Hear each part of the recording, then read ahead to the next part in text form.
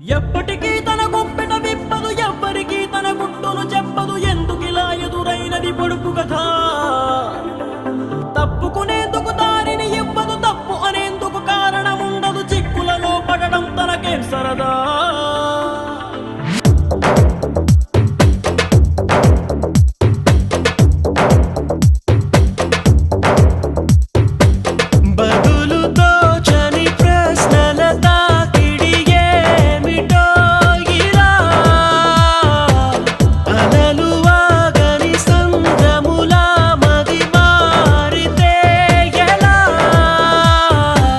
నిన్న మొన్న నీ లోపల కలిగిందా ఏనాడైనా కల్లోలం ఇలా?